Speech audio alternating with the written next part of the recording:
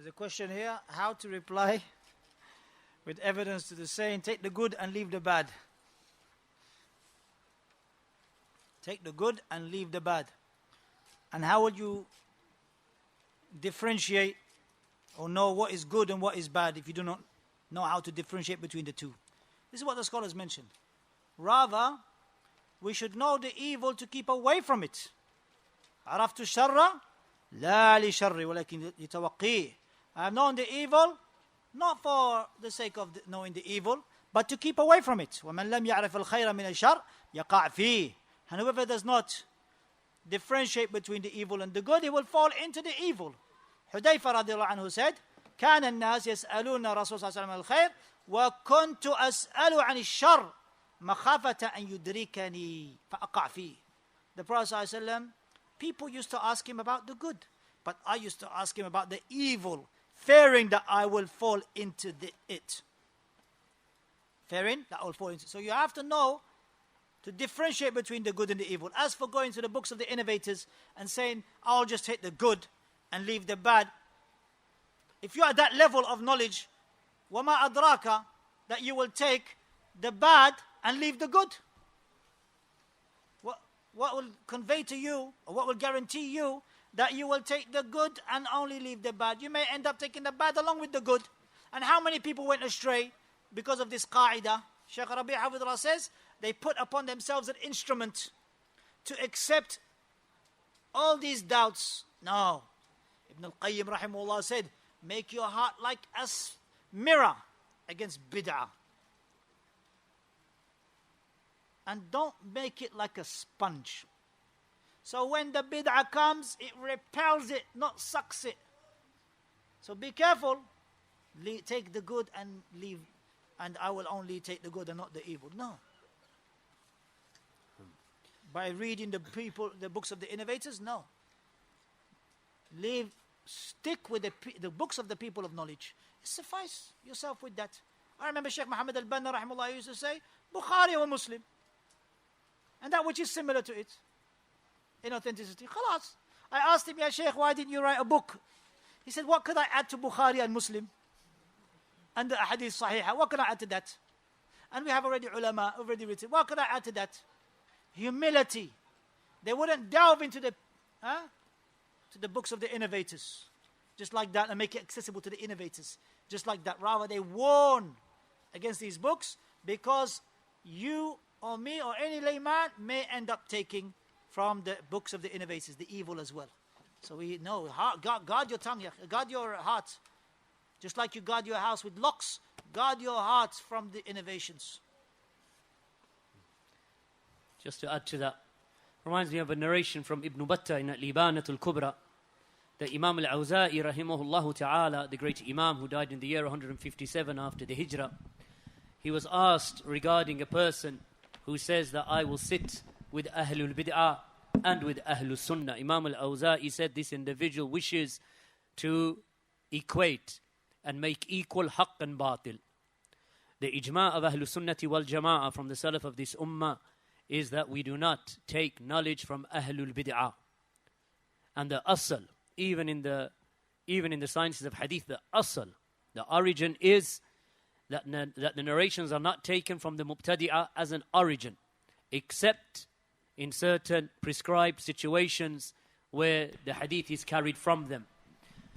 But in general, barakallahu feekum, if you open up all of those books of Aqeedah of the early Salaf, Sharh Sunnah Barbahari, Aqeedatul Salaf, Ashabul Hadith, Imam As-Sabuni, Asl Sunnah of the Raziyain, or other than that from the Kutub of the Salaf, from the earliest of generations, the Aqeedah of Imam Al-Bukhari, the Aqeedah of Sufyan Al-Thawri, the Aqeedah of Sufyan ibn Uyayna, the Aqeedah of Abdullah ibn Mubarak, the Aqeedah of Fudayl ibn Iyad, with regard to Ahlul Bid'ah, that they would say, do not sit with them and do not take from them.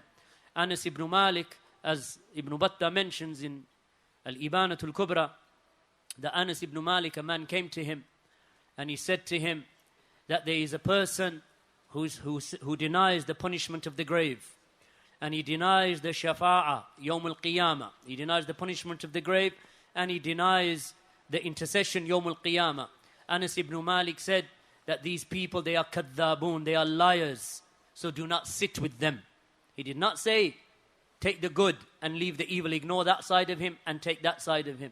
Likewise, Abdullah ibn Umar, when Yahya bin Ya'mar, and they came from Iraq to meet the Sahaba radiallahu anhum, the first hadith in Sahih Muslim. And they came and they met Abdullah ibn Umar radiallahu anhuma, and they said that they have arisen in our times. And he mentions Yahya bin Ya'mar. He mentions that the first person to speak with regard to Qadr and its denial was Ma'bad al-Juhani from the people of Iraq.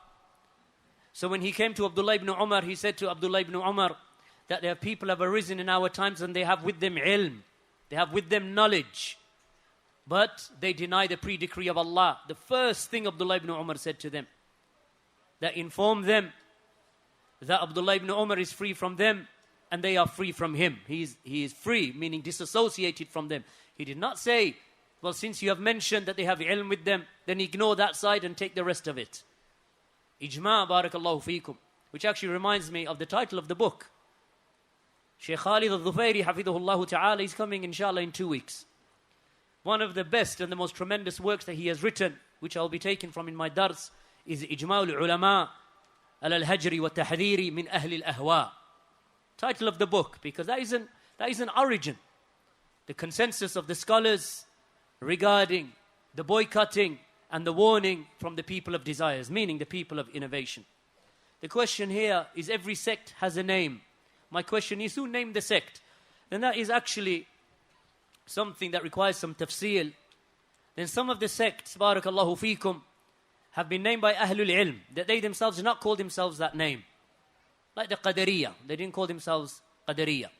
The Khawarij, they did not call themselves Khawarij. Even though some of the Majaneen, they will say, we are Khawarij, right? The Murji'ah likewise. Some of them actually did name themselves those titles. Like the Ash'ari, they call themselves Ash'ari. We are Ash'ari. Like you find this Hamza Yusuf, he says that Ahlul Sunnati wal Jama'ah, they are the Ash'ira. That's what they say clearly. The Ahnaf, or the vast body of the Hanafis in our times, they will say that we are Maturidi. They will say it openly, that we are the followers of Abu al-Mansur al-Maturidi. This person of bid'ah from the 3rd century, or from the 4th century rather, died I think in 320 or 330, something like this, after the Hijrah. And the followers of Abu al-Hasan al-Ash'ari, who died in 324. So they will openly say that we are Asha'ira. The Mu'tazila don't call themselves Mu'tazila. They came later. As I said, except for maybe some handfuls here who say that we follow the madhab of i'tizal. Right, but they are in reality against the grain. The Sufis, however, will say we are Sufis, because they see this as a tazkiyah for themselves, that we are Ahlul Tasawwuf, that we are the people of Zuhud. So they call themselves Sufis. The Qadiris, or the followers of who worship, and they make tawaf, and they make sajda at the grave of Abdul Qadir al-Jilani rahimahullah, they will say we are Qadiri. Likewise the Naqshbandiyya, who follow their Imam and their Shaykh, Naqshbandi al-Bukhari, from that era, and they will worship him openly. And he himself called them also to his ways of Sufism. Jamaat al-Tabligh, then this is a name that they invented for themselves in the 1920s, invented by an individual named Muhammad Ilyas al-Kandahlawi, Indian. Likewise the Deobandiyya, they will say we are Deobandi, named after a certain region in India in the 1850s. So they give themselves titles that they have for themselves. Some of the titles are given to them. Like the Haddadiyya, this is a title given to them because of the fact that they follow their leader Al-Haddad, who is Al-Haddadi, who is of course from those individuals who declares the scholars of Ahlus Sunnah to be mubtadi'ah due to a mistake, and even sometimes not even due to a mistake. So likewise the Hajawira, they don't call themselves Hajawira. We call them Hajawira because they are muqallidun and muta'assimun, and they have tahazzub, and they have this partisanship and fanaticism to Yahya al-Hajuri. Alright, so these alqab and these titles that they have, and some of them, of course, some of the titles are praiseworthy. Like for example, the title that Fulan was Hanbali, this is not a blameworthy title, meaning that he took from the fiqh and the usul al-fiqh of Ahmad ibn Hanbal and the A'imma of the Hanabila, or the Shafi'iyya, or the Malikiyya. There is no harm. Ibn Abdul Barr al-Maliki, for example, or Abu Bakr al-Ismaili, Ash-Shafi'i, for example.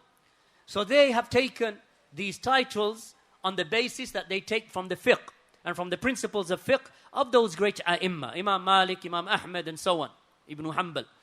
So they take it from them. Why? Because their reference point here is not that they are saying we take that our aqidah is the aqidah of Shafi'i in contradiction to the aqidah of Ahmed ibn Hanbal. Why? Because their aqidah was one. So you find many of the Salaf, Ibn Rajab al-Hanbali, for example, Ibn Hajar al-Shafi'i, for example.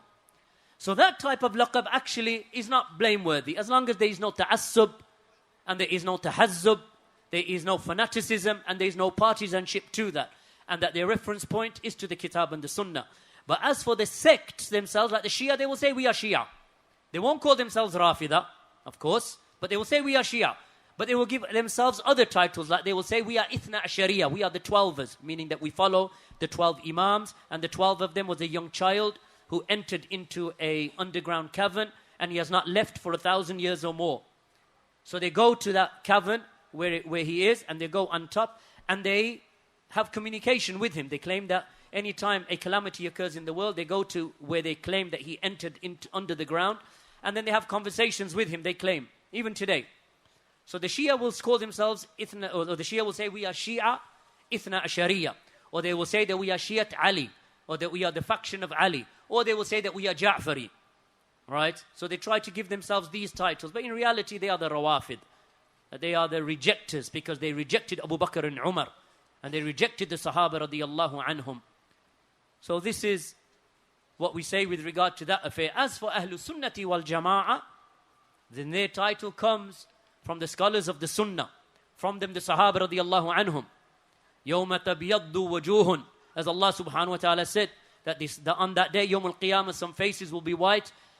Abdullah ibn Abbas, he said, as Shaykh al-Islam ibn Taymiyyah mentions from him, and likewise Imam al-Ajuri and others, that he said that they are Ahlul Sunnah, those faces that will be white upon that day, then they are Ahlul Sunnati wal Jama'ah.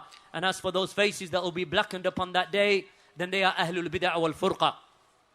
So some of those names, barakallahu feekum, then they are praiseworthy. Imam Ahmed ibn Hanbal was asked, who is the saved sect? He said, if they are not Ahlul Hadith, then I do not know who they are.